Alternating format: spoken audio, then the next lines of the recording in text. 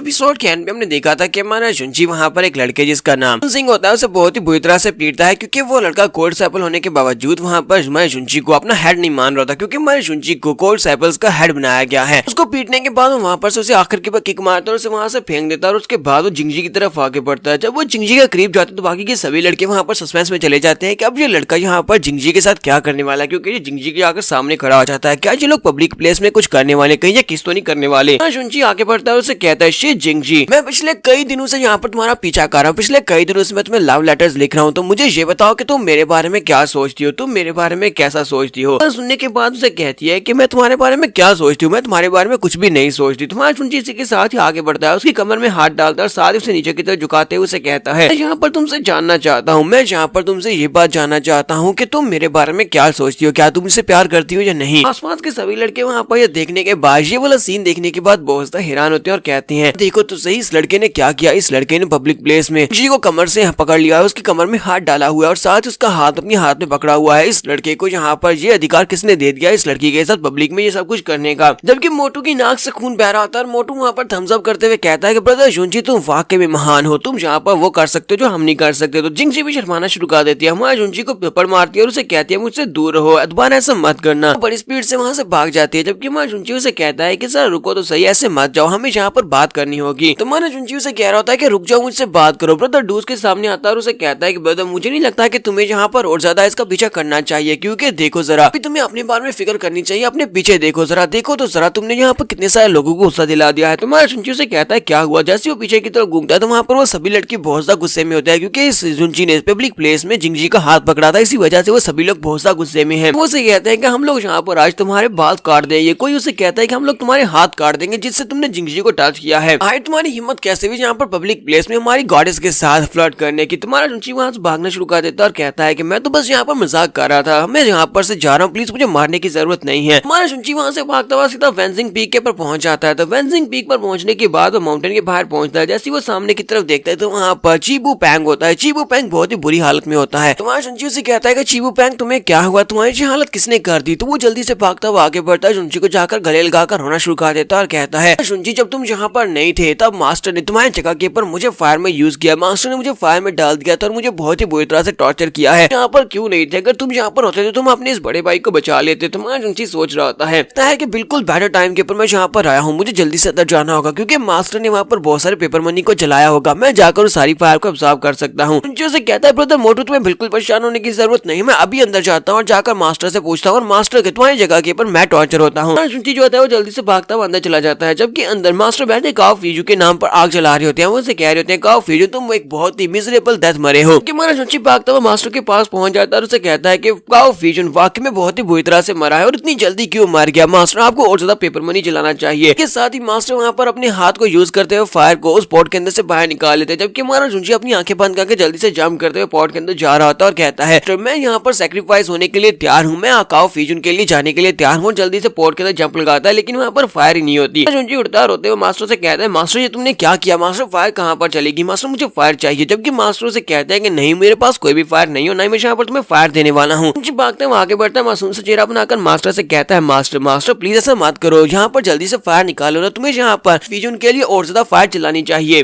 तो मास्टर से कहते हैं, नहीं मैं फिलहाल के लिए और ज्यादा फायर नहीं चला सकता, क्योंकि मैं थका हुआ और मुझे जाकर रेस्ट करनी है। और साथ ही अंदर से वो चलाकर कह रहे थे कमीने कहीं कि वो पेपर मनी बहुत ज्यादा कीमती है, क्या तुम्हें लगता है कि मैं इतनी आसानी के साथ वो पेपर मनी तुम्हें देने वाला हूँ, बिल्कुल भी नहीं। तुम्हारा जुंजी उसके आगे पीछे घूमना शुरू कर देता है। तुम्हारा जुंजी उसे कहता है कि मास्टर आज मैं बिल्कुल फ्री हूँ, मास्टर आज तुम अगर मुझे जलाना चाहते हो तो मुझे जला सकते हो, मास्टर आज का दिन जलाने के लिए बहुत ज्यादा अच्छा है। मास्टर प्लीज बताओ ना कि आज तुम मेरे साथ और क्या करने वाले हो, क्या तुम मुझे पूरी तरह आग में जला डालोगे। मास्टर काफी ज्यादा गुस्सा हो जाते हैं और उसे कहते हैं, क्या तुम्हें मेरा पंच खाना है। तुम्हारा जुंजी जल्दी से पीछे की तरफ हटता है और उसे कहता है, नहीं मास्टर मुझे पंच नहीं खाना, अब बस मेरा काम कर दो, उसके बाद मैं यहाँ से चला जाऊंगा। तो उस मास्टर से कहते हैं, तो फिर बताओ कि तुम्हें मुझसे क्या चाहिए, आज तुम क्या लेने के लिए यहाँ पर आए। तुम्हारा जुंजी कहता है कि मास्टर मैं यहाँ पर जियोमेंसी स्किल्स को सीखना चाहता हूँ, यानी कि मैं रे फॉर्मेशन को बनाने का स्किल सीख रहा हूँ। मुझे किसी ने बताया कि आप एक बहुत ही अच्छे जियोमेंसर हैं, तो क्या आप मुझे यहाँ पर कुछ एडवाइस दे सकते हैं। तो मास्टर अपने पास से कुछ पेपर निकालकर जुंजी की तरफ फेंक देते हैं और उसे कहते हैं, ये लो इसके ऊपर सील कटिंग मेथड लिखा हुआ है, एक बहुत ही पावरफुल मेथड है, जाओ जाकर इसको खुद ही सीखो, इसके ऊपर जो लिखा हुआ है उसको पढ़ लो, मैं तुम्हें और ज्यादा नहीं सिखा सकता। जुंजी उन पेपर्स की तरफ देखता है, जैसे इन पेपर्स को देखता है तो उनके ऊपर काफी सारे रिंकल्स पड़े होते हैं। वो उन पेपर्स को देखता है और साथ ही उनको सूंघता और कहता है, मास्टर क्या तुमने मुझे यहाँ पर टॉयलेट पेपर्स पकड़ा दिए हैं। मास्टर सोच रहे होते हैं इस लड़के लगेगी ना कुत्ते की तरह इतनी ज्यादा तेज है कि इसने पेपर्स को हाथ में पकड़ती पहचान लिया कि ये टॉयलेट पेपर की तौर पर मैं इनको यूज करता हूँ, अपनी अपनी तशरीफ को साफ करता रहा हूँ इनके साथ। फिर साथ ही हमारा शुंची कहता है अच्छा ठीक है मैं इनको ले जाता हूँ। तुम्हारा शुंची पेपर्स को लेने के बाद मास्टर से कहता है मास्टर आपका बहुत बहुत शुक्रिया, और फिर साथ ही वो पेपर को लेकर वहाँ से बाहर चला जाता है। जबकि मास्टर सोच रहे होते चलो शुक्र है कि ये लड़का यहाँ से चला गया, इस लड़के के साथ बात करना मेरे रोने से भी ज्यादा थका देने वाला काम है। तुम्हारा शुंची वहाँ से बाहर आने के बाद बाहर बैठा होता है और उन पेपर्स को देख रहा होता है कि वो पेपर्स काफी ज्यादा गंदे होते हैं क्योंकि उनके ऊपर पॉटी भी लगी होती है। तो वो उन पेपर्स के अंदर से कुछ पढ़ने की कोशिश कर रहा था। शुंची कहता है क्या वाकई में इनके अंदर कुछ लिखा भी हुआ है, फिर ये सिर्फ और सिर्फ पॉटी साफ करने वाले पेपर्स ही हैं। तो पॉटी साफ करने के बाद पेपर्स मुझे पकड़ा दिए हैं। तो उसके बाद में कहता है कि मैं अपनी गोल्डन बुक को यूज कर सकता हूँ इसको एनालाइज करने के लिए। वो गोल्डन बुक से कहता है गोल्डन बुक इसको एनालाइज करो। गोल्डन बुक जैसे इसको एनालाइज करती है तो वाकई में उसके ऊपर सील कटिंग मेथड लिखा होता है। तो शुंची उसी के साथ ही वहाँ पर से 3 पत्थरों को उठाता है और साथ ही उनके अंदर से सील कटिंग मेथड को यूज करते हुए उनके अंदर फॉर्मेशन क्रिएट कर लेता है। तो जब हमारा शुंची वहाँ पर उन तीनों पत्थरों को सामने की तरफ करते हुए उनको आपस में कनेक्ट करता है और साथ ही रे फॉर्मेशन को क्रिएट करता है। तो हमारे शुंची ने फाइनली वहाँ पर तीनों में लिंक बना लिया। शुंची कहता है ये तो काम कर गया, मैंने काम कर लिया। और इसी के साथ उसके आसपास बहुत सारी एनर्जी होती है। वो जंगल में खड़ा होता है तो आसपास की एनर्जी जो होती है वो सारी की सारी वहाँ पर चली जाती है। हमारा शुंची उस सारी एनर्जी को महसूस करता है, उसको ऑब्जर्व करना स्टार्ट करता है। शुंची कहता है कि ये वाला जो सील कटिंग मेथड था ये तो बहुत ज्यादा अमेजिंग था, ये अपनी एनर्जी जो है वो यहाँ पर लिक्विफाई होती जा रही है। तो हमारा शुंची उस सारी एनर्जी को वहाँ पर ऑब्जर्व कर रहा था और कहता है कि मुझे काफी ज्यादा अच्छा लग रहा है, लगता है कि बहुत ही जल्दी मैं अपने स्पिरिचुअल लेवल के पीक पर पहुंचने वाला हूँ। जबकि यहीं पर चीबू पेंग और साथ में मायरिन को दिखाते हैं, वो दोनों भी वहीं पर बैठे होते हैं। तो मायरिन कहता है तो इस बात के ऊपर यकीन ही नहीं हो रहा कि हमारे मास्टर ने यहाँ पर शुंची को एक मेथड दे दिया। शुंची को अपने पास से कुछ पेपर्स दिए हैं जिनके ऊपर मेथड लिखा हुआ था। और उसे कहता है कि ब्रदर तुम्हें ज्यादा परेशान होने की जरूरत नहीं है, मैंने अपने मास्टर को अपनी आंखों के साथ कल इन पेपर्स के साथ अपनी तशरीफ को साफ करते हुए देखा था। हमें तो लगा था कि ये सिर्फ और सिर्फ कचरा है, यानी कि मास्टर के पास कुछ पेपर्स पड़े हुए हैं जिनके साथ वो अपनी तशरीफ साफ करते हैं, लेकिन असल में जिनके ऊपर तो मार्शल आर्ट्स की टेक्निक्स लिखी हुई हैं।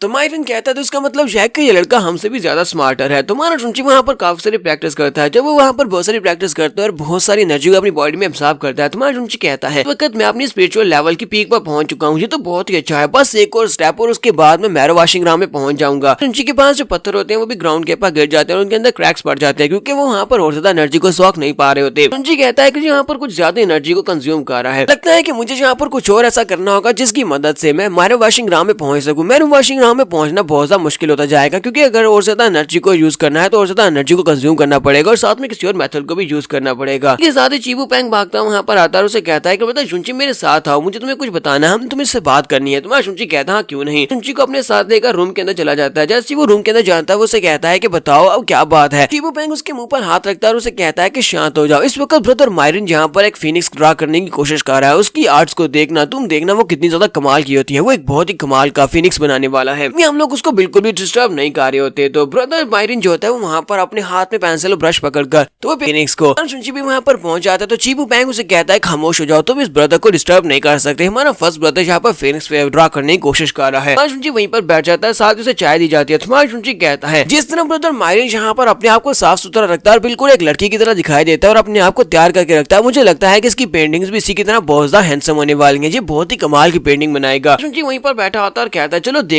देखते हैं कि इसने यहाँ पर कैसा फिनिक्स बनाया। तो जैसे ही शुंची चाय पीते हुए आगे की तरफ बढ़ता है, उस पेपर की तरफ देखता है तो उसे देखते के साथ ही उस बेचारे के मुंह से सारी चाय गिर जाती है और वो चाय जो होती है वो सीधी मायरन के ऊपर गिरती है। शुंची कहता है ये कोई फिनिक्स नहीं है बल्कि ये तो एक चिकन है जो कि ग्राउंड के ऊपर से चावल खा रहा है। शुंची जैसे वहाँ पर उसके फिनिक्स की ड्राइंग का मजाक उड़ाता है, इसी के साथ ही ब्रदर चीबू पेंग आगे बढ़ता है और उसे कहता है कि ब्रदर तुमने यहाँ पर फिनिक्स की 9th हेवन वाली इस पेंटिंग को खराब करवा दिया, क्योंकि तुमने इस ड्राइंग को खराब करवा दिया, अब देखते हैं कि तुम्हें यहाँ पर कौन बचाने वाला है। तुम्हारा शुंची उसे कहता है क्या 9th हेवन, और इसी के साथ ही वहाँ पर चलाना शुरू कर देता है क्योंकि वो बहुत ज्यादा घबरा जाता है। सामने की तरफ देखता है तो मायरिन बहुत ज्यादा गुस्से में होता है, मायरिन पावर्स को रिलीज कर रहा होता है और उसे कहता है क्या तुम्हें मेरी पेंटिंग और मेरी ड्राइंग के साथ कोई मसला है, तुमने यहाँ पर ऐसा क्यों किया, तुमने मेरी पेंटिंग को खराब क्यों कर दिया। तुम्हारा शुंची उसे कहता है नहीं ऐसी कोई बात नहीं, और साथ वो सोच रहा होता है ये तो पागल हो गया है, मैंने इसकी पेंटिंग को खराब कर दिया, तो अब यहाँ पर जो बहुत ज्यादा गुस्सा होने वाला है, चलो यहाँ पर इसको कुछ कहते हैं। वो कहता है ये पेंटिंग तो बहुत ज्यादा अमेजिंग है। शुंची उसे कहता है मैं तुम्हें बताता हूँ कि तुम्हारी पेंटिंग क्या है। तो वो कहता है देखो जरा यहाँ पर फिनिक्स क्या कर रहा है, फिनिक्स यहाँ पर आसमान के अंदर सोरिंग करने वाला है, यानी कि आसमान के ऊपर उड़ने के बाद अब वो ग्राउंड के ऊपर वापस आया और नेचर में आकर वापस गुल्ले मिलने वाला है। यही इस पिक्चर जो है ये पिक्चर हमें दर्शा रही है। तो ये देखने के बाद मायरन उसे कहता हाँ तुमने बिल्कुल ठीक कहा, चलो ये बात अच्छी है कि तुम्हें पता है मेरी आर्ट के अंदर क्या है, कोई तो यहाँ पर ऐसा है जो कि मेरी आर्ट को समझता है। और इसी के साथ ही मायरन पीछे की तरफ चला जाता है कि मोटू वहाँ पर सोच रहा होता है इस लड़के ने यहाँ पर तुक्का मारा और इसके साथ ही मायरन खुश हो गया है। तुम्हारा शुंची भी सोच रहा था चलो शुक्र है कि मैंने यहाँ पर तुक्का लगाया और वो तुक्का भी लग गया। तो चीबू पेंग हमारे जुंची से कहता है चलो ठीक है, मजाक की बातें बहुत हो गई, अब यहाँ पर हम लोग बिजनेस की बात करते हैं। वो उसे कहते हैं अब जबकि तुम यहाँ पर हम में से एक हो, यानी कि अब तुम भी मास्टर का डिसाइपल और हम तीनों में से एक हो, तो अब हम लोग तुम्हें यहाँ पर सेक्टर के कुछ सीक्रेट्स के बारे में बताएंगे। तुम्हारा जुंची कहता है मैंने यहाँ पर इनके सेक्टर को ऑफिशियली ज्वाइन कर लिया, यानी कि इन लोगों के वेंजिंग पीक को ऑफिशियली ज्वाइन कर लिया, क्योंकि इन लोगों ने भी इस बात को मान लिया है। आगे बढ़ता है, उसे कहता है हमारी वेंजिंग पीक को अगर तुमने ज्वाइन किया तो फिर यहाँ पर सबसे ज्यादा इंपॉर्टेंट मसला क्या है, तुम्हें यहाँ पर कॉन्शियस के बारे में सोचना होगा, तुम्हें यहाँ पर कॉन्शियस को सीखना होगा। तो अपने पास अपनी पावर्स को रिलीज करता है, एक पावर बीड होता है जो कि उसके माथे के अंदर चला जाता है, वो शुंची के माथे के अंदर उसे भेज देता है और कहता है ये वो पावर बीड है जो कि हमेशा तुम्हारे साथ रहेगा और इसकी मदद से तुम कॉन्शियसनेस को हासिल कर सकते हो, आस पास की नॉलेज को हासिल कर सकते हो, ठीक है। इसकी मदद से तुम वो सारी चीजें हासिल कर सकते हो जो तुम सोचते हो, जो तुम हमारे सेक्टर के बारे में जानना चाहते हो, तुम्हें इस बारे में बहुत कुछ पता चल जाता है कि ये तुम्हें एनलाइटमेंट देगा, सारे सवालों के जवाब भी दे सकता है। तुम्हारा शुंची कहता है क्या वाकई में, फिर साथ ही वो से कहता है क्या तुम दोनों को इसने इस बारे में नहीं बताया कि ड्राइंग कैसे करनी है और साथ ही कैसे खाना है। तो वो दोनों इस बात से शर्मिंदा हो जाते हैं और कहते हैं नहीं ये कॉन्शियस इस तरह काम नहीं करता और ना ही इस तरह के कोई सवालों के जवाब देता है। जबकि चीबू पेंग उसे कहता है कि यहाँ पर सवाल पूछना बंद करो, बल्कि हमने तुम्हें ये वाला कॉन्शियस बीड इसलिए दिया है ताकि तुम इसकी मदद से ने तुम्हें जो स्पेल दिए थे उन स्पेल्स को अच्छी तरह से मास्टर कर सको। तुम्हारा शुंची कहता है क्या वाकई में, वो उसे कहते हैं हाँ वाकई में। तुम्हारा शुंची कहता है तो फिर ठीक है। तो चीबू पेंग उसे कहता है क्या तुम्हें पता है कि तुम्हारे अलावा यहाँ पर हमारे पास और भी डिसाइपल्स हैं, क्योंकि हम सिर्फ 3 नहीं है बल्कि हम 6 लोग हैं और यहाँ पर 6 लोगों में 2 लड़कियां भी हैं, उनमें से एक लड़की जो कि बहुत ज्यादा खूबसूरत है, हमारे मायरन की गर्लफ्रेंड है, वो इसकी फियांसे है और जब तुम उसे देखोगे देखना तुम्हारे पाँव जमीन के ऊपर लगेंगे नहीं, क्योंकि वो बहुत ज्यादा खूबसूरत है। उसकी बातें सुनने के बाद मायरन पीछे खड़ा काफी ज्यादा गुस्सा हो रहा था और उसे एक जबरदस्त पंच मारता जिससे बेचारे को ऊपर वाली छत तोड़कर बाहर फेंक देता है। इस बात से बहुत ज्यादा घबरा जाता है और कहता है इसका मतलब है कि मायरन की गर्लफ्रेंड के बारे में कोई बात नहीं करनी, और चलाकर उसे कह रहा होता है कि तुमने ऐसा क्यों किया, तुमने मुझे क्यों मारा है, तुम यहाँ पर मेरे ऊपर क्यों अटैक करते हो, तुम यहाँ पर जुंची के ऊपर अटैक क्यों नहीं करते, जुंची को तुम हार्ड टाइम क्यों नहीं देते, क्या तुम उससे डरते हो क्योंकि वो तुमसे ज्यादा स्ट्रॉन्ग है। जुंची भागने के बाद वहीं पर दीवार के पीछे चुप कर देख रहा होता है, क्योंकि वहाँ पर मायरन चीबू पेंग को पीट रहा होता है। तो जुंची कहता है क्या मैं भी अब इन पागलों का हिस्सा बन चुका हूँ, क्या मैं भी एक पागल बन चुका हूँ। इसके बाद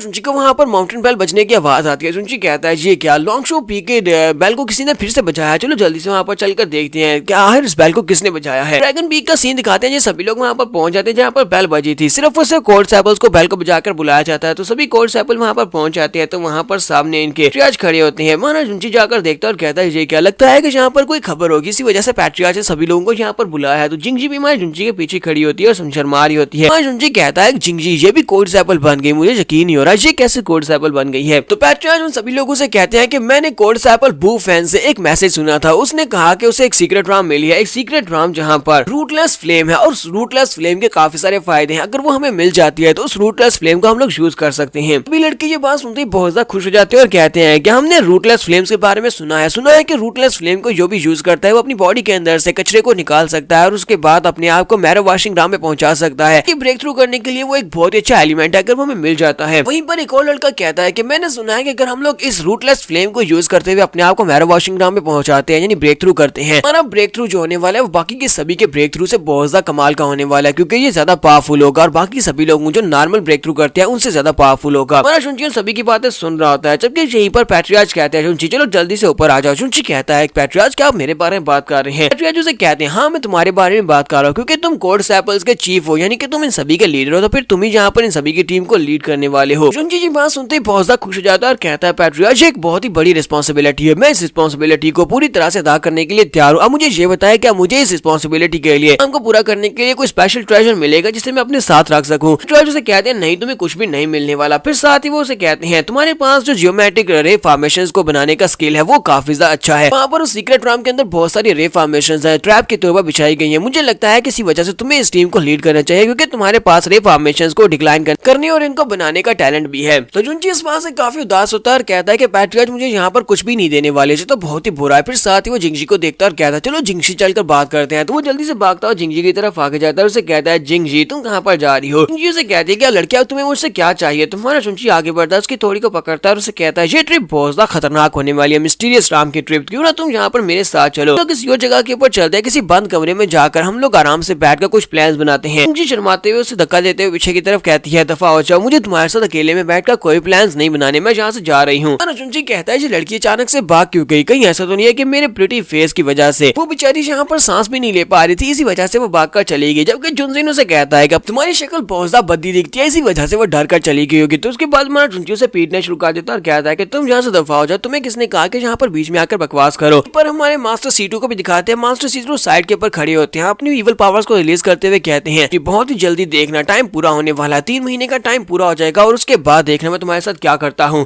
में सैंड बैंक का दिखाया जाता है, तो ये सभी बच्चे अपनी टीम लेकर सैंड बैंक में पहुंच जाते हैं। तो मास्टर बाइजून और इसके साथ साथ मास्टर बीजिया भी इन लोगों के साथ ही होती हैं। तो सभी बच्चे आगे होते हैं, तुम्हारे जुंची सबसे आगे इनको लीड कर रहा था। तो वहीं पर रास्ते में जाते हुए इनके सामने काफी सारे सैंड मॉन्स्टर्स निकलते हैं, ये सभी सैंड स्नेक्स होते हैं। जुंची उन सभी के ऊपर अटैक करने वाला है। वो अपनी पावर्स को रिलीज करते हुए पियरलेस फिंगर स्किल को यूज करते हुए सभी स्नेक्स के ऊपर अटैक करता है और एक ही अटैक में सभी स्नेक्स को वहां पर डिस्ट्रॉय कर देता है। और उसके बाद में जुंची कहता है, देखा तुमने मैं कितना ज्यादा कूल हूँ। सभी के सामने अपने आप को कूल साबित करने की कोशिश कर रहा था और साथ ही जिंगजी से कहता है, इस तरह का कूल और हैंडसम गाय तुम्हें कहां पर मिलेगा। जबकि जिंगजी से कहती है, दफा हो जा, मैं तुम्हें देखना भी नहीं चाहती। बाकी के सभी लोग वहां पर जुंची के ऊपर अंडे फेंक रहे होते हैं और कहते हैं, ये लड़का तो पक्का एक लड़की बात है, देखो तो जरा। बाकी सभी को इग्नोर करते हुए यहाँ पर सिर्फ और सिर्फ लड़की को इम्प्रेस करने की कोशिश कर रहा है। जबकि जुंची नाक में उंगली डालते हुए सभी लोगों से कहता है कि तुम सभी लोग बस यहाँ पर मुझसे जेलस हो रहे हो, क्योंकि तुम सभी लोग इस काम कर नहीं सकते इसी वजह से। इसी के साथ ही मास्टर बीजून आगे बढ़ते हैं और सभी लोगों से कहते हैं कि बस बहुत हो गया, बहस करना बंद करो, हमारे सामने सीक्रेट राम है। तो उनके सामने सीक्रेट राम होती है, तो वो लोग अब सीक्रेट राम के अंदर जाने वाले हैं। सीक्रेट एरिया के बाहर पहुंचने के बाद मास्टर बीजून सभी लोगों से कहते हैं कि हम लोग सीक्रेट एरिया के करीब पहुंच चुके हैं, जहाँ पर सामने सीक्रेट एरिया है। इसके साथ ही वो लोग वहीं पर रुकते हैं और सीक्रेट एरिया की तरफ ही देख रहे होते हैं कि उसी वक्त तो बू फैन भी वहाँ पर पहुंच जाता है। बू फैन जो था वो कोल्ड सैपल्स का नंबर 1 था हमारे जुंची के आने से पहले। तो वो वहाँ पर उन सभी के पास आता है, चलाकर उन सभी लोगों से कहता है, तुम सभी लोग यहाँ पर आ गए, मैं कब से तुम्हारा इंतजार कर रहा था। बू फैन वहाँ पर उन सभी के सामने एक बहुत ही दासू से एंट्री मारता है। जैसे वो उन सभी के सामने दासू से एंट्री मारता है, उन सभी को अपने बारे में बताता है कि वो कौन है। वो कहता है, मेरा नाम लियांग बू फैन और मैं तुम सभी का इंतजार कर रहा था। बच्चे उसे देखते बहुत ज्यादा खुश हो जाते हैं और कहते हैं, मास्टर बू फैन तुम्हें मिलकर बहुत ज्यादा खुशी हुई, हमें तो आज भी तुम्हें यहाँ पर अपना चीफ डिसिपल मानते हैं, क्योंकि तुम कोल्ड सैपल्स के चीफ हो। हम लोग आज भी इसी बात को मानते हैं और ये लड़का जुंची जी तुम्हारी जगह कभी भी नहीं ले सकता। तो मास्टर बीजून से कहते हैं कि बू फैन तुमने यहाँ पर हमारे सेक्टर के लिए एक बहुत ही बड़ा कंट्रीब्यूशन दिया है, क्योंकि तुमने यहाँ पर इस सीक्रेट राम को ढूंढा है, तो उसका मतलब यह है कि इसका कंट्रीब्यूशन तुम्हें भी जाएगा। वो उनसे कहता है कि आपको यहाँ पर ये सब कुछ कहने की जरूरत नहीं है, मैं इस बात से बहुत ज्यादा खुश हूँ, ये तो हमारा टीम वर्क है, हम सभी लोग मिलकर अब सीक्रेट राम के अंदर जाएंगे। इसी के साथ ही वो जिंगजी की तरफ देखता है और उसे कहता है, जिंगजी तुम भी यहाँ पर आई हो। जबकि जिंगजी से कहते हैं कि बू फैन तुम्हें देखकर काफी ज्यादा खुशी हुई। जबकि हमारा जुंची जो होता है उसे लगता है जैसे वो यहाँ पर बिल्कुल अकेला हो गया, वो साइड के ऊपर अकेला बैठा है, तो बाकी के सभी लोग बू फैन के इर्द गिर्द घूम रहे होते हैं। इस बात से हमारा जुंची बहुत ज्यादा गुस्सा होता है। जबकि मोटू उसके पीछे खड़ा होता है। मोटू कहता है कि कोई यहाँ पर बहुत ज्यादा जेलस हो रहा है, देखो तो जरा यहाँ पर कौन जेलस हो रहा है। तो मास्टर बीजिया सभी लोगों से कहते हैं कि सभी लोग शांत हो जाओ और बू फैन से कहती है, बू फैन बताओ सीक्रेट राम के बारे में क्या इन्फॉर्मेशन है, सीक्रेट राम के अंदर कब जाया जा सकता है। तो बू फैन उनसे कहता है, इस सीक्रेट राम के अंदर बहुत सारी जियोमेट्रिक अरे फॉर्मेशंस हैं, उन जियोमेट्रिक अरे फॉर्मेशंस की मदद से बहुत सारे ट्रैप्स बिछाए गए हैं, जिसकी वजह से सीक्रेट राम को कंप्लीटली एक्सप्लोर करना मेरे लिए पॉसिबल नहीं था। यहाँ पर इस सीक्रेट राम के अंदर बहुत सारी एनर्जी है जो कि हेवन एंड अर्थ की एनर्जी है, और यहाँ पर बहुत सारी स्पिरिचुअल एनर्जी है। जो एक और बात, यहाँ पर जो अरे फॉर्मेशन है वो ऐसे लोगों को अंदर जाने से रोकती है जो कि मैरो वाशिंग राम में हो। मैरो वाशिंग राम के लोग अंदर नहीं जा सकते, उससे लोअर राम के लोग ही अंदर जा सकते हैं। तब बीजून कहते हैं, चलो फिर ठीक है। वो जुंची से कहते हैं, जुंची चलो जल्दी से अपनी टीम को लो और अंदर चले जाओ, तुम अपनी टीम को लेकर अंदर जाओगे, अगर तुम्हें वहाँ पर कोई भी खतरा नजर आए तो जल्दी से बाहर चले आना। ये बात सुनने के बाद वुजियांग उनसे कहता है कि मास्टर जी आप क्या कर रहे हैं, बू फैन यहाँ पर आ चुका है, बू फैन उससे ज्यादा अच्छा कैंडिडेट है, बू फैन ने इस राम को ढूंढा था, तो इसका मतलब यह कि बू फैन को ही लीडर बनाया जाना चाहिए था। बू फैन आगे बढ़ता है और वुजियांग से कहता है कि वुजियांग शांत हो जाओ, मास्टर बीजून को अच्छी तरह से पता है कि वो यहाँ पर क्या कर रहे हैं, उन्हें पता है कि उन्हें किस बंदे को यहाँ पर अपॉइंट करना है। तो मास्टर बीजून यहाँ पर उन सभी लोगों को बताते हैं कि वो जुंची को यहाँ पर लीडर क्यों बना रहे हैं। वो कहते हैं बू फैन एक बहुत ही डिसेंट मैन है, इसी वजह से हम लोग यहाँ पर बू फैन को नुकसान पहुंचता हुआ नहीं देख सकते, इस वजह से बू फैन को टीम का लीडर बनाकर अंदर नहीं भेजा जाएगा। इसी वजह से मैं चाहता हूँ कि जुंची वहाँ पर जाए, जुंची इस जॉब के लिए बिल्कुल परफेक्ट है। बात सुनने के बाद जुंची चिल्लाकर उनसे कहता है, तो आपके कहने का मतलब क्या है, क्या मैं कोई डिसेंट इंसान नहीं हूँ, आपके कहने का मतलब यह है कि मुझे नुकसान पहुंचता है तो पहुंचे, लेकिन बू फैन को नहीं पहुंचना चाहिए।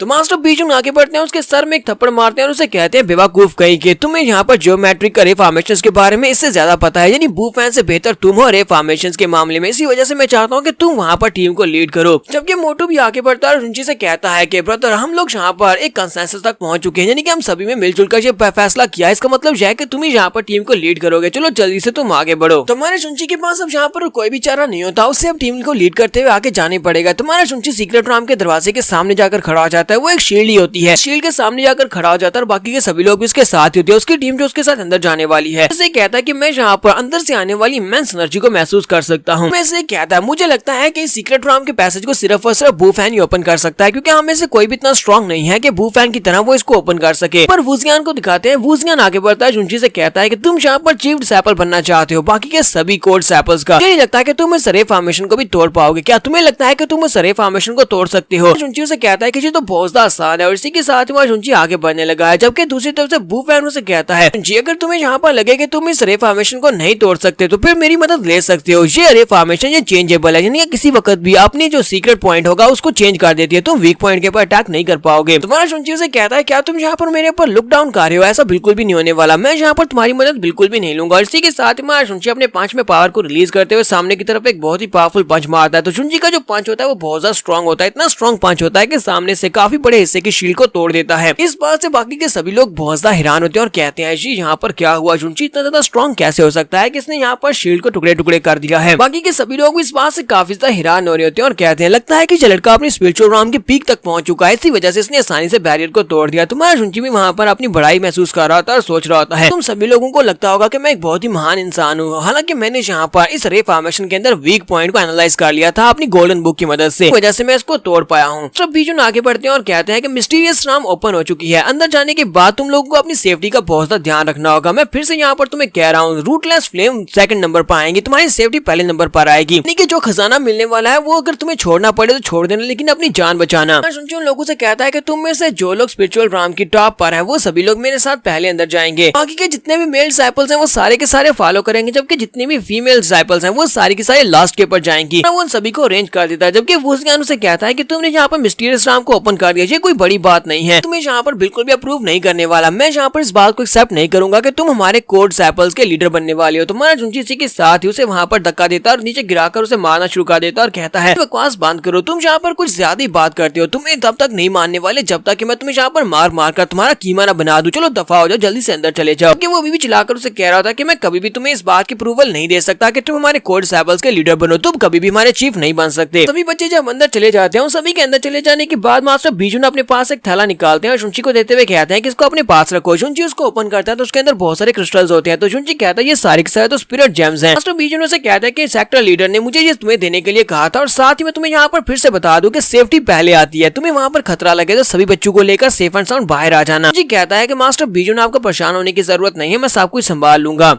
वो सभी बच्चे जब अंदर चले जाते हैं तो पोर्टल बंद हो जाता है। उन सभी के अंदर चले जाने के बाद मास्टर बीजिया से कहते हैं कि वो सभी तो अंदर चले गए, क्यों ना हम लोग भी यहाँ पर अब अकेले हैं, तो क्यों ना हम लोग यहाँ पर थोड़ी देर के लिए एंजॉय कर लें, आसपास घूमते हैं, थोड़ी चहलकदमी करते हैं। तो मास्टर बीजिया से कहते हैं नहीं, मुझसे दूर रहो। तो नेक्स्ट सीन हमें अंदर का दिखाया जाता है, मिस्टीरियस राम के अंदर का सीन दिखाते हैं। तो शुंची अपने दोस्तों के साथ अंदर होता है और कहते हैं क्या यही मिस्टीरियस राम है, जहाँ पर तो हर तरफ बहुत ज्यादा हरियाली है, यहाँ पर तो काफी सारी स्पिरिचुअल एनर्जी भी है। शुंची बू फैन से कहता है बू फैन चलो जल्दी से यहाँ पर मुझे एक सेफ प्लेस के बारे में बताओ, क्योंकि तुम पहले यहाँ पर आ चुके हो, तो कोई सेफ प्लेस ढूंढो जहाँ पर हम लोग कैंप लगा सके। वुजियान उसकी बात सुनने के बाद कहता है तुम यहाँ पर हमारे नए चीफ और तुम यहाँ पर इस टीम के लीडर भी हो, तो तुम्हें नहीं लगता कि तुम्हें यहाँ पर सबसे पहले आगे बढ़कर कैंप के लिए जगह ढूंढनी चाहिए, बू फैन को नहीं। यहाँ पर बू फैन को क्यों कह रहे हो, हम लोग यहाँ पर तुम्हारी इनकम्पिटेंस की वजह से मरना नहीं चाहते। अगर तुम यहाँ पर बू फैन से ये काम करवाना चाहते हो तो क्यों ना तुम यहाँ पर चीफ की पोजीशन बू फैन को ही दे दो। ठीक है, सभी बच्चे भी वहाँ पर बात कर रहे होते हैं क्या शुंची वाकई में यहाँ पर जॉब पूरी कर पाएगा। अगर हम लोग शुंची की वजह से यहाँ पर मारे गए तो फिर तो बहुत ही बुरा होगा, हम लोग शुंची की वजह से मारे नहीं जाना चाहते। तो वुजियान हमारे शुंची से कहता है क्या तुमने सुना यहाँ पर बाकी के सभी लोग क्या बातें कर रहे हैं, जबकि हमारा शुंची जल्दी से आगे बढ़ता है, वुजियान के मुंह पर एक थप्पड़ मारता है, उसे कहता है कि तुम अपनी बकवास बंद करो, तुम यहाँ पर बाकी सभी लोगों के दिमाग खराब कर रहे हो। उसके बाद हमारा शुंची सभी लोगों से कहता है कि मुझे इस बात से फर्क नहीं पड़ता कि तुम सभी लोग इस बात को प्रूव करते हो कि नहीं कि मैं कोड डिसाइपल्स का लीडर बन सकता हूँ, और तुम में से कोई भी यहाँ पर मेरे रूल्स को फॉलो नहीं करता, उनमें से कोई भी यहाँ पर मेरे फेस के ऊपर कहता है कि वो ऐसा नहीं कर सकता जो मैं उसे करने का कहता हूँ, तो फिर उसके साथ मैं बहुत ही बुरा करने वाला हूँ, मैं उसे सीक्रेट रूम के अंदर से बाहर फेंक दूंगा। सभी लोग कहते हैं ये लड़का तो काफी ज्यादा टफ है, हमें इसके साथ पंगा नहीं लेना चाहिए। हमारा शुंची यहाँ पर उन सभी लोगों को डरा देता है और उसके बाद वो बू फैन से कहता है बू फैन चलो जल्दी से यहाँ पर कोई ऐसी जगह ढूंढो जहाँ पर हम लोग कैंप लगा सके। तो बू फैन उसे कहता है हम लोग जिस जगह के ऊपर खड़े हैं यही जगह सबसे परफेक्ट है, तुम यहाँ पर कैंप लगा सकते हो। शुंची कहते तो फिर ठीक है, हम लोग यहीं पर कैंप लगाएंगे। अपने पास कुछ स्पिरिट स्टोन्स निकालता है, स्पिरिट स्टोन्स को निकालकर वहाँ पर रे फॉर्मेशन का जियोमेंसिस स्किल्स को यूज करते हुए वहाँ पर लगाता है। जैसे ही वहाँ पर रे फॉर्मेशन को सेटअप करता है तो आसपास से बहुत सारी स्पिरिचुअल एनर्जी जो होती है उस तरफ खींची चली आती है। वहाँ पर आसपास के एरिया में बहुत सारी स्पिरिचुअल एनर्जी इकट्ठी हो जाती है, सभी लोग उस स्पिरिचुअल एनर्जी को महसूस कर रहे होते हैं। तो शुंची कहता है लो यहाँ पर मैंने रे फॉर्मेशन को सेटअप कर दिया। तो बू फैन कहता है तुम्हारे पास तो जियोमेंसिस के स्किल्स हैं, यानी कि तुम्हें जियोमेंसिस के स्किल बहुत ही अच्छे से आते हैं। ठीक है, सभी लोग सोच रहे होते हैं कि शुंची के जो स्पिरिचुअल लेवल है जो काफी ज्यादा कम है, यानी कि इसकी कल्टीवेशन भी कम है, लेकिन इसके बावजूद यहाँ पर रे फॉर्मेशंस को कैसे बना सकता है। रे फॉर्मेशंस को बनाना तो एक बहुत ही स्ट्रॉन्गर बंदे का काम है, स्पेशली मैरो वैशिंग राम के जो लोग होते हैं वही इस तरह की रे फॉर्मेशंस को बना पाते हैं। यहाँ पर स्पिरिट स्टोन्स की मदद से रे फॉर्मेशन बिछा दी जिसकी मदद से आसपास की जो एनर्जी है वो यहाँ पर गैदर हो रही है। तो जहाँ पर जिंगजी को भी दिखाते हैं कि जिंगजी हमारे जुनची की तरफ देखकर सोच रही होती है कि ये कब से जियोमैंसर बन गया, यानी कि ये यहाँ पर रे फॉर्मेशंस कब से बिछाना सीख गया। जुनची उसे कहता है कि यहाँ पर स्पिरिचुअल एनर्जी बहुत ज्यादा हो गई है, यानी कि यहाँ पर तुम सभी लोग अगर बैठ कर कल्टीवेट करते हो तुम्हारी कल्टीवेशन बढ़ेगी। वो उन सभी लोगों को जो कि कमजोर होते हैं उनसे कहता है कि तुम सभी लोग यहीं पर कैंप में रहोगे और कल्टीवेट करोगे। इसके साथ वो बूफैन से कहता है बूफैन मैं अपने साथ कुछ और लोगों को लेकर स्काउट करने के लिए जाने वाला, तुम हमारे साथ चलोगे, जबकि बाकी ये सभी लोग यहीं पर रहने वाले हैं। बूफैन कहता है चलो फिर ठीक है। इसके बाद ये सभी लोग अपने अपने एरियाज को डिवाइड करते हैं। तो जुनची कहता है कि मैं यहाँ से इस तरफ जाऊंगा, दूसरे कहते हैं कि हम लोग इस तरफ जाएंगे। वहाँ पर स्वाम्प होता है साउथ की तरफ, कैनियन होती है वेस्ट की तरफ। यहाँ पर इनके अलावा दो और सेक्टर्स के लोग होते हैं, हिमली फायर यानी हिमली फायर स्काई सेक्टर के लोग होते हैं, दूसरी तरफ से मीटेओराइट सेक्टर के लोग होते हैं। मोटू यहाँ पर अपना फैसला करता है तो मोटू कहता है कि मैं ब्रदर जुनची के साथ जाने वाला हूँ, जबकि वुजियान कहता है कि मैं तो ब्रदर बूफैन के साथ ही जाऊंगा। तो जिंगजी कहती है कि मैं यहाँ पर किसके साथ जाऊँ, तो वो कहती है मैं बूफैन के साथ जाऊंगी। तुम्हारा जुनची से कहता है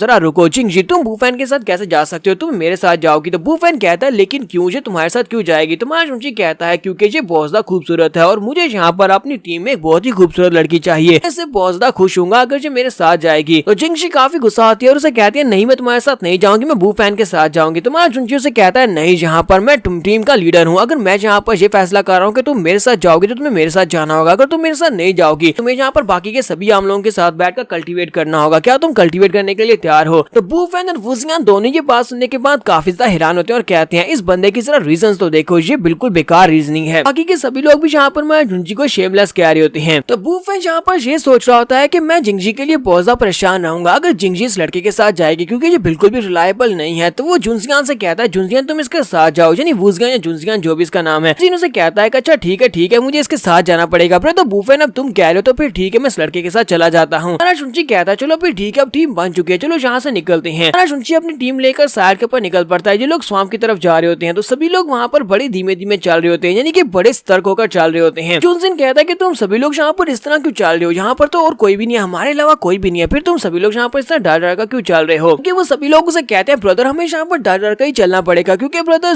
जुनची के ऊपर भरोसा नहीं किया जा सकता। अगर हम लोग बूफैन के साथ होते तो हम लोग बिल्कुल सेफ होते, हमें यहाँ पर अभी तक रूटलेस फ्लेम मिल भी चुकी होती। जुनची उनसे कहता है कि तुम सभी लोगों को यहाँ पर परेशान होने की जरूरत नहीं है, क्योंकि बहुत ही जल्दी यहाँ पर तुम्हारे दोस्त आने वाले हैं। वो सामने की तरफ देखो वहाँ पर कोई लोग हैं, लोग वहीं पर पेड़ों में छुपकर सामने की तरफ देखते हैं तो वहाँ पर हिमली फायर सेक्टर के लोग होते हैं। हिमली फायर सेक्टर के लोग जो होते हैं उनके साथ साथ मीटेओराइट सेक्टर के लोग भी होते हैं। सभी लोग वहाँ पर रूटलेस फ्लेम्स को ढूंढ रहे होते हैं, सभी लोग वहाँ पर रूटलेस फ्लेम को ढूंढ रहे होते हैं और कहते हैं कि यहीं पर ढूंढो, आसपास ही कहीं पर रूटलेस फ्लेम मिलेगी, हमें लगता है कि रूटलेस फ्लेम यहीं पर मिलने वाली है। जुनची उनके एम्बलम को देखता है और कहता है ये तो मीटेओराइट सेक्टर के लोग हैं, जबकि जिंगजी कहती है सभी लोग यहाँ पर क्या कर रहे हैं, क्या वाकई में रूटलेस फ्लेम यहीं पर ऐसी जगह के ऊपर, ऐसी वजह से ये लोग यहाँ पर है। जुनजिन कहता है हमें वहाँ पर जाकर बूफैन को ढूंढना चाहिए, बूफैन के साथ मिलकर हम लोग कोई प्लान बना पाएंगे और उसके बाद हम लोग यहाँ से रूटलेस फ्लेम को लेकर भाग पाएंगे। और सभी लोग वहाँ पर सोच रहे होते हैं और कहते हैं हम लोग यहाँ पर आउट नंबर हैं, अगर हम लोग यहाँ पर इनसे फाइट करेंगे तो फिर हम लोग बहुत ही बुरी तरह से पिटने वाले हैं। जुनजिन से कहते हैं जुनजिन तुम्हारा आइडिया काफी ज्यादा अच्छा है, हम लोग जाकर बूफैन को ढूंढते हैं। जबकि हमारा जुनची उठकर खड़ा हो जाता है और कहता है यहाँ पर हर तरफ रे फॉर्मेशंस हैं, हर तरफ रे फॉर्मेशंस का मतलब यह है कि हम लोग यहाँ पर नोटिस कहीं पर भी नहीं जा सकते, ये इम्पॉसिबल है कि हम लोग यहाँ पर किसी के नोटिस में आए यहाँ से निकल सके। जिंगजी से कहती है तो फिर बताओ कि हम लोग यहाँ पर क्या करें, यहाँ पर हम लोग आउट नंबर्ड हैं, यानी कि हमारे पास लोग कम है और इनके पास ज्यादा है, जो तो हमें बहुत ही बुरी तरह से मारने वाले हैं। जुनची इसी के साथ जुनजिन की तरफ देखता है और कहता है कि मेरे पास एक बहुत ही अच्छा प्लान है और वो प्लान काम करेगा। वो जुनजिन की तरफ देखता है, जबकि जुनजिन उसे कहती है कि तुम्हारे दिमाग में क्या चल रहा है, कहीं तुम यहाँ पर मुझे इस्तेमाल तो नहीं करने वाले।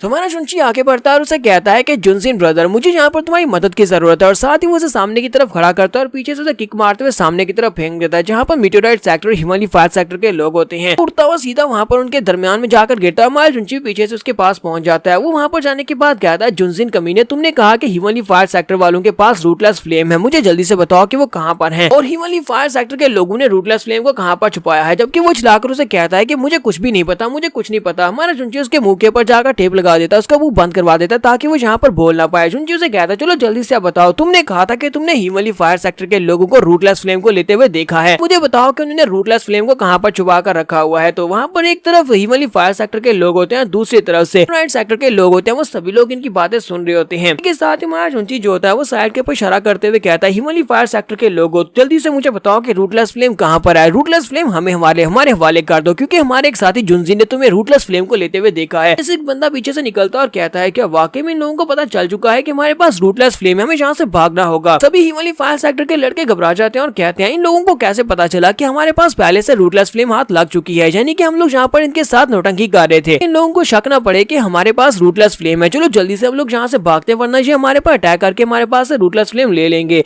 सेक्टर के लोगों को जैसी ये बात पता चलती है वो लोग कहते हैं तो इसका मतलब यह है कि हिमालय फायर सेक्टर वालों के पास रूटलेस फ्लेम है और ये हमें धोखा दे रहे थे, हमें बेवकूफ बना रहे थे, हमारे साथ यहाँ पर मिलकर रूटलेस फ्लेम ढूंढ रहे थे। तो जल्दी से इनके पास से रूटलेस फ्लेम को छीन लेते हैं और वो उनके पीछे लग जाते हैं। दोनों सेक्टर्स यहाँ पर आपस में फाइट करना शुरू कर देते हैं, जबकि हमारा जुंची वहीं पर बैठे बैठे कहता है देखा तुमने मैंने यहाँ पर क्या किया, मैंने इन दोनों सेक्टर्स को आपस में लड़वा दिया, लेकिन मुझे नहीं पता था कि रूटलेस फ्लेम वाकई में यहाँ पर हिमालय फायर सेक्टर के लोगों के पास होगी। तो बस यहाँ पर इन दोनों के दरमियान में आपस में फाइट करवाना चाहता था और बाकी के सभी वहाँ पर सोच रहे होते हैं जुंची का प्लान तो काफी ज्यादा कमाल का है, लेकिन ये पागलपना है। तो दोनों ही सेक्टर के लड़के वहाँ पर आपस में फाइट करना शुरू कर देते हैं। एक तरफ से हिमालय फायर सेक्टर के लड़के होते हैं, दूसरी तरफ से मेटेओराइट सेक्टर के लड़के होते हैं, वो एक दूसरे के ऊपर अटैक कर रहे होते हैं, जबकि हमारा जुंची यहाँ पर उनके अटैक्स को ब्लॉक कर रहा होता है और मेटेओराइट सेक्टर के लड़कों को बचा रहा होता है। मेटेओराइट सेक्टर के जो लड़के होते हैं वो सभी लोग इस बात से बहुत ज्यादा खुश होते हैं और साथ ही उसे कहते हैं लड़के तुम कौन से सेक्टर से हो, तुम तो काफी ज्यादा स्ट्रॉन्ग लगते हो, तुमने यहाँ पर हिमालय फायर सेक्टर के लोगों को बचा, लोगों के अटैक को ब्लॉक कर लिया। तो हमारा जुंची वहाँ पर सोच रहा था हिमालय फायर सेक्टर के लोगों तुम लोग मुझे मारना चाहते थे, अब तुम सभी लोग यहाँ पर मरोगे आपस में फाइट करते हुए। जुंची उन सभी लोगों से कहता है कि हमें पहले यहाँ पर हिमालय फायर सेक्टर के लोगों को बर्बाद करना होगा, चलो जल्दी से सभी को मार डालते हैं ताकि इनके पास से नेमलेस फ्रूट को लिया जा सके। हमारा जुंची जब वहाँ पर मेटेओराइट सेक्टर वालों का साथ दे रहा था ताकि हिमालय फायर सेक्टर को निकाला जा सके, उसी वक्त वहाँ पर एक लड़का होता है, वो जुंची को पहचान जाता है। वो कहता है ये लड़का है जिसका नाम तो जुंची है, बीटा पवेलियन का लड़का है, ये बीटा पवेलियन के कोड सैबल्स का चीफ बन चुका है, ये वही लड़का है जिसने हमारे सेक्टर के सेकंड जंग मास्टर ली फेंग को मारा था। ये बात सुनने के बाद अब मेटेओराइट सेक्टर और हिमालय फायर सेक्टर दोनों ही वहाँ पर आपस की फाइट छोड़कर जुंची की तरफ देखते हैं और कहते हैं क्या वाकई में ये वही है, ये जुंची, इसका मतलब यह है कि ये हिमालय फायर सेक्टर का दुश्मन है। हिमालय फायर सेक्टर के मास्टर ने इस लड़के के सर के ऊपर इनाम रखा है, जो भी इस लड़के को ढूंढ कर लाएगा उसे बहुत सारा इनाम मिलेगा, इतना इनाम मिलेगा सीक्रेट राम के अंदर मौजूद रूटलेस फ्लेम के बदले में वो ज्यादा इनाम होने वाला। तो क्यों ना हम लोग रूटलेस फ्लेम को छोड़े इस लड़के को पकड़े। तो वो सभी लोग दोनों तरफ से हिमालय फायर सेक्टर और मेटेओराइट सेक्टर के लड़के हमारे जुंची के पीछे लग जाते हैं और कहते हैं हिमालय फायर सेक्टर के लड़के हिमालय फायर सेक्टर के मास्टर को पकड़कर इस लड़के को देंगे तो हमें बहुत ज्यादा इनाम मिलेगा। जुंची उनके आगे आगे भाग रहा था और कहता है पर हो क्या रहा है यहाँ पर, तो पांच ही बदल गया, ये सभी लोग अब मेरे पीछे लग चुके हैं मुझे मारने के लिए।